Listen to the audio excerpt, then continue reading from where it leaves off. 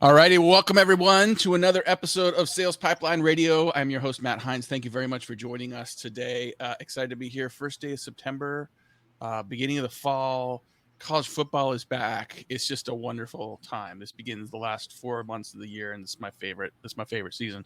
If you are joining us live on LinkedIn, thank you very much for joining us in the middle of your workday. If you are joining us live, you have a chance to be part of the show. If you have a question for our guest today, if you have a comment, a rebuttal, a disagreement, anything that you want to contribute, we would love to hear from you. Please put that in the comments and you might be part of the show, and we'll bring you in. If you are listening or watching on demand, thank you very much for doing so. We try to keep these tight, 15-20 minutes, and talk about some of the best new ideas and insights around B2B sales and marketing. So thank you very much for downloading, subscribing in every episode of this podcast, perhaps 5+ years, and then moving forward on demand at salespipelineradio.com. Very excited to have with us today. There's a reason he's wearing a headband, and we're going to get to this. He's the SVP of Sales Excellence at MediaFly, and he will not see this because he really is a very humble guy. He's the smartest guy in most rooms, and I've learned a ton from him about sales intelligence over the years. Steve Richard, thanks for joining us today. Geez, thanks for that. Although that makes me feel awkward, but I don't just sweat a lot, by the way. No, he doesn't. So just real quick, if you are watching this, that you see Steve is wearing a headband. And if you follow Steve online, which I highly recommend you do, he does a lot of videos with himself in a headband. And this is not a shtick. This is not sort of some broetry version of a video. He literally is out running. And I don't know how many of the rest of you, like you're in and running, you're in the shower, you get ideas. He will stop running and record a video. So usually he's in his headband. Even though I have no hair, I probably need one of those because I sweat like a maniac when I'm working out. I think it would defeat the purpose of a bald guy wears a headband. I don't know. But anyway, that is the purpose behind the headband. And I joked earlier this week. I said, you have to show up with the headband. It's part of your brand now. And you did. I'm very impressed. Yeah, I'll take it off now. But for everybody at home, there you go. So tip of the day on LinkedIn. If you connect with me on LinkedIn or follow, you'll get free sales tips almost every day. I slacked today. I got lazy. That's all right. Well, thank you for coming on, Brand. And I miss seeing you out on the circuit, and we used to get to see each other at some of the CEB events and other places. And you're always on top of what's happening in sales and inside sales, training and coaching. Like you've founded and run and sold a number of businesses in the area of AI and data, and that's how you end up at MediaFly as well. So definitely looking forward to just hearing, and I'll just give you the floor. Like, what is, as we're in the middle here of 2022, been an interesting year, lots of things going on. What are you seeing and hearing relative to sort of training, coaching, and intelligence today? Yeah, got to look at sales productivity now. You can't just hire more people, hire a way out of the challenges when there's hiring freezes and those kinds of things. So venture capitalists and private equity groups just doing like a spreadsheet equation, just hire more salespeople and we're going to get this much more revenue. That doesn't work anymore. So people are really focused on training, which is teaching people something new, coaching, getting the people to do it. And we have the most transparency in sales that we've ever seen is September 1st, 2022. This is the most transparent day in the history of sales. And then tomorrow will be more transparent. So we're finally seeing this advent of like, no more of this. We just do a steak dinner and close them kind of thing. But we actually have to sell the right way. And people care about that and about elevating the profession. So I agree with you that we continue to see more and more transparency. At the same time, I think that you hear this concept of dark social and the things that are happening that we're not tracking today. I think those are both real things. So how do you think about this increase to transparency, accountability, and then how to still lean in on those things that may not be perfectly tracked, but can drive impact and performance? Yeah, totally. I mean, we got acquired. I was the founder of Exec Vision, acquired by MediaFly, all about content enablement, content engagement, and knowing what the buyer is doing. So just not to confuse the points. There is all the dark engagement of the buyer. I'm talking about transparency with the sellers and what they're doing. And the sellers have a lot more information than ever before as well. Yeah. What I'm seeing right now out there is like people are really focused on like defining what does good look like for the things that we can control. So I think we have to separate, to your point, this kind of dark buyer's journey that happens when we're not around. There are a lot more things you can control than we give ourselves credit for. We have a lot more information in sales and marketing than we give ourselves credit for. So let's start with just what can we control? And then based on that, how do we define good along the way? And if we get everybody on a unified definition of good to start, that's a really, really good place. Even something as simple as like, how you construct a call. What is it? Everyone talks about discovery. So Matt, every week I'm asking sales and marketing leaders, like, what's the one thing you want your reps doing better? Discovery pops out almost every time. Well, what does that mean to you? Because you might be in a company where you have, 7 different sales managers that all have a different definition of discovery. What does that look like? And then how can we optimize it so we can control as much as we can control? Mm-hmm. Yeah, I think the this concept of the information that we now have available that we didn't have before, some of it through artificial intelligence, some of it through sort of intent signals in other places, it really is helping people answer more accurately the question. I'm a marketing guy, I'm not a sales guy, but I feel like since I've known you and worked with sales leaders, big question for many salespeople is like, who do I call next and why? Right.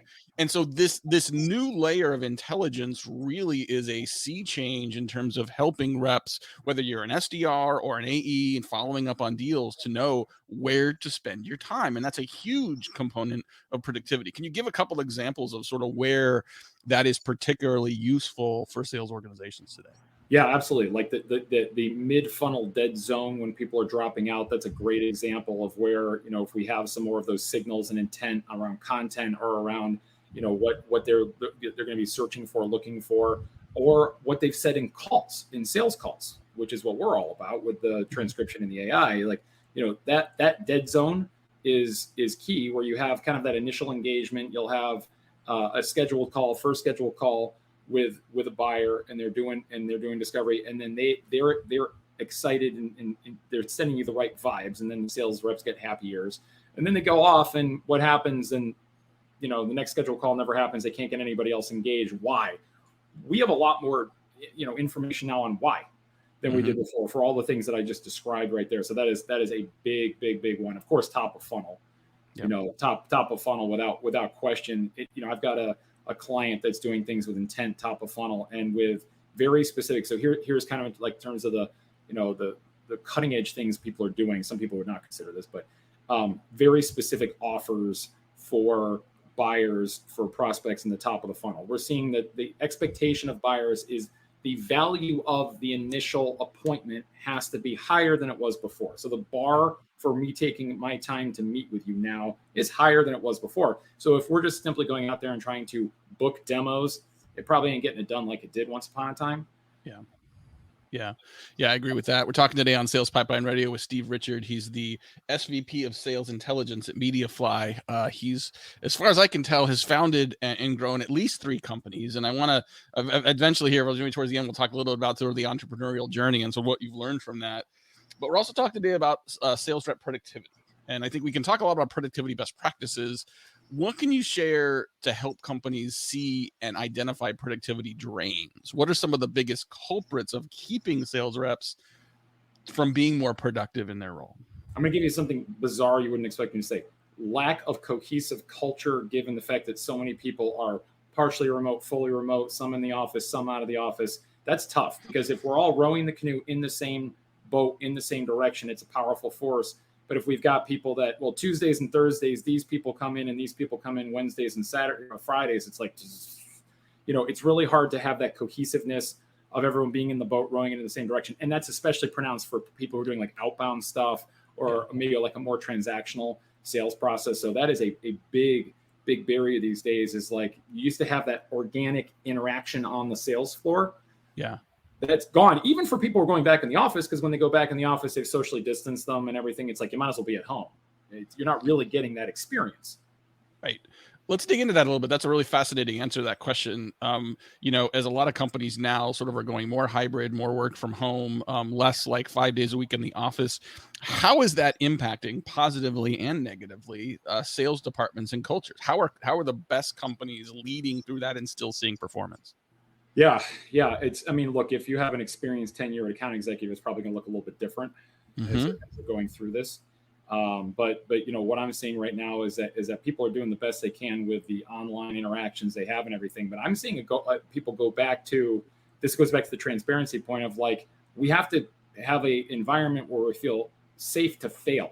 We have to have an environment where we feel safe to be vulnerable and to say, I don't have all the answers, and we're going to look at sales metrics in a group setting or in a team setting, like Zoom or Microsoft Teams, or we're going to play call recording as a group, and then we're going to score it individually to see how we calibrate. These are things that, historically, I only started that exact vision back in 2015. If you said, hey, we're going to have group call scoring calibration sessions, we're using a scorecard of like 5-9 questions, and we're going to do it all over Zoom, I'd be like, I don't think that's going to ever happen, or maybe in like 20, 30 years. It's happening right now. Yeah.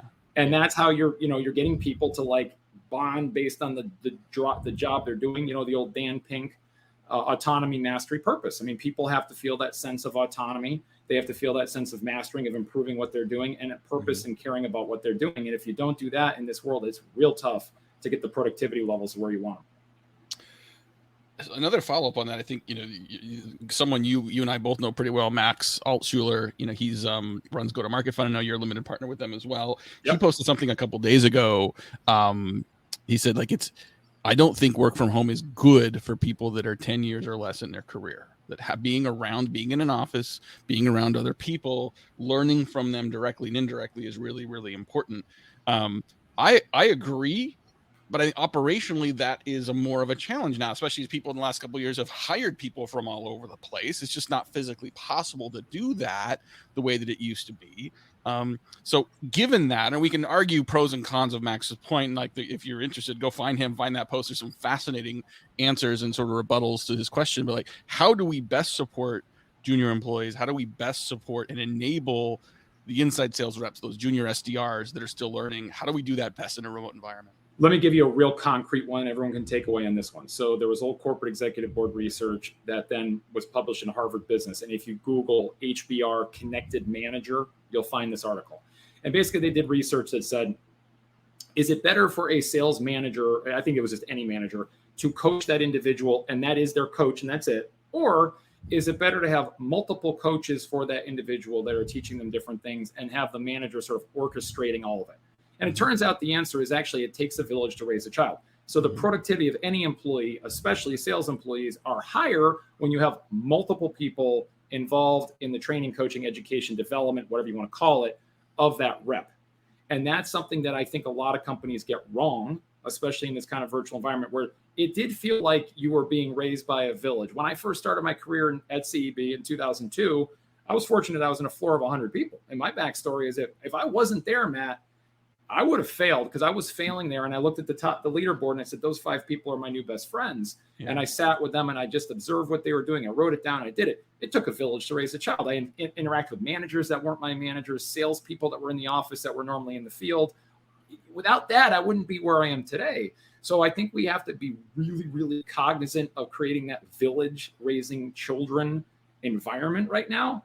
Yeah. And that goes into every aspect of what they're doing. I'll tell you a real quick side story. I was talking to a company today and they have their outbound function in Louisville, Kentucky. And I was kind of taken aback. I was like, really? I've never heard that. People never go there. And then I at the end of it, they were like, yeah, I saw this really high performing outbound SDR team one time. And, they would have a drink after the day in the bar in the basement, and everyone had that camaraderie and everything. He goes, I go to Louisville and I go like, hey, everyone, like it's a round on me. Come on, let's go. And they all go, well, yeah, but my commute's so long. So they're even in the office, but they're like, yeah, but my commute's so long. It changes that whole fabric of how you develop as a sales professional that comes from all these mentors and all these people that you've had interacting with you in the past. So if I'm hearing you right, like what used to sort of somewhat happen naturally, organically, maybe kind of osmosis, we now have to be very much more intentional about. We're going, we have to really have a dedicated process and system. We can still enable people, we can still train people, we can still create community and culture. And you mentioned earlier sort of culture and cohesiveness. Right. So you're saying we can do that. We just have to be way more intentional and prescriptive in how we do it. That's it. And if I go to people and ask a simple question, what's the coaching plan for the rep? How are you tracking the coaching plan? Who's working with them? What are they working with them on? Are they getting better?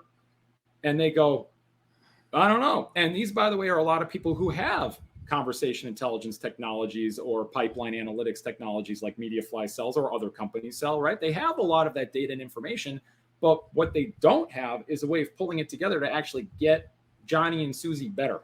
Yeah. Yeah, boy, there's a lot of directions we can take this, but I love this discussion. I want to watch time and be cognizant of your time and sort of wrap this up in a minute, but shift gears to talk about starting and running a business. You've started and run at least 3 that I can tell. I don't know whether you are done. I think people that are sort of geared like you probably never done doing that. I always think somewhere in your headband videos, probably the kernel of the next one.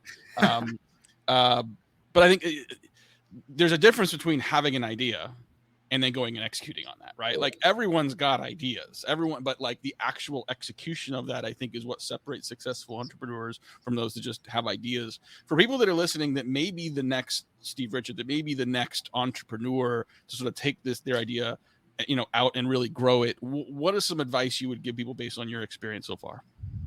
One, be honest with yourselves about what you know more about relative to other people. And then focus on that. It's got to be something you care about. 2, just do it. It's like Nike, just do it. Like David and I, when we founded Foresight, our appointment setting business, there was no business plan. There was we didn't have any of that kind of stuff. We literally went to the bank and said, we want to open a bank account. They're like, do you have a business license? Like, no, what's that? And then, you just hold the thread, and before you know it, you're receiving checks from clients. And, you can always start with a professional service as opposed to trying to build the next greatest technology company with $100 million investment.